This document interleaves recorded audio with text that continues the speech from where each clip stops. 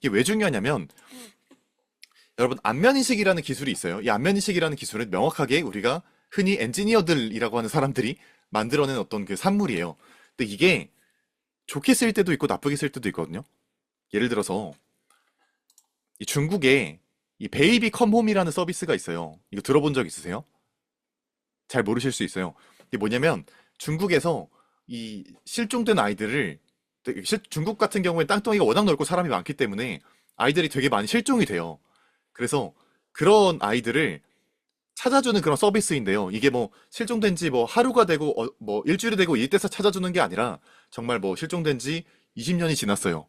30년이 지났어요. 이런 아이들을 이제 데이터와 여러 가지 기술들 혹은 여러 가지 방법들을 다 동원을 해가지고 이제 찾아주는 그런 서비스거든요. 이런 곳에서 어떤 걸 했냐? 최근에 이런 기사가 떴습니다. 2020년도 기사네요.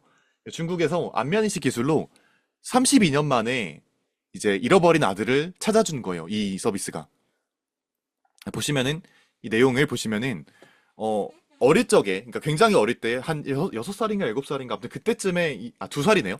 2살 때 잃어버린 그 남자아이를 30년이 그러니까 32년이 지난 그러니까 34살이 됐을 때 찾아준 건데요. 사실 굉장히 어릴 때다 보니까 30년이 지나게 되면은 이제 기억도 굉장히 희미하고 찾아줄 만한 단서도 굉장히 없잖아요.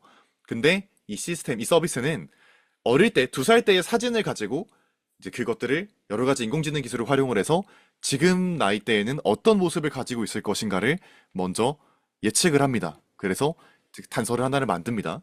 그리고 많은 안면인식 기술을 가지고 이 사람이 어떤 행적을 통해서 어디에 있을 것인가를 전부 다 데이터화를 해가지고 그것을 역추적을 해요. 그렇게 되면은 어 여러 가지 후보자가 나올 거 아니에요. 이 사람이 왠지 그 사람일 것 같다. 라고 하는 후보자가 나오겠죠. 그럼 그 후보자들 사이에서 DNA 검사를 또 합니다. 그래서 DNA와 일치하는 사람이 최종적으로 아, 이 사람이 원래 잃어버린 사람이구나라는 것을 매칭을 해주는 이제 그런 되게 체계적이고 이제 최신 기술을 많이 활용을 하는 그런 서비스라고 보시면 되겠는데요.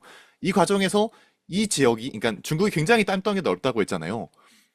근데 이게 그러니까 뭐 단순히 옆 동네에서 발견되고 이런 게 아니라 정말 완전히 반대편 혹은 뭐 굉장히 몇천 킬로 떨어진 곳 이런 곳에서 발견되는 경우가 많기 때문에 이 사람이 어디로 이동했는가가 굉장히 중요한 경우가 많거든요. 이 과정에서 안면인식 기술이 굉장히 큰 도움이 되고 실제로 중국에서는 이런 기술을 활용을 해서 잃어버린 아이들을 찾아주는 그런 서비스를 적극적으로 활용을 하고 있다라는 것을 얘기를 드릴 수가 있겠는데요. 이렇게 찾아준 아이가 약 6,300명 이상이라고 해요. 그래서 실제로 그냥 한두 명의 아이 그냥 케이스만 있는 것이 아니라 굉장히 효과적으로 쓰일 수가 있고 이런 기술들이 정말 뭐 그러니까 정말 뭐 선의 영역에서 좋은 사람들에게 그러니까 뭐 좋은 의도로 사람들에게 좀 도움을 줄 수 있다라는 부분이 있는데요. 반대로 이게 악용이 될 수도 있죠. 대표적인 예가 또 중국이에요. 중국에서는 CCTV가 너무 많습니다. 그래서 이 사생활에 대한 그 인식이 되게 우리 다른 나라 사람들과 좀 많이 달라요.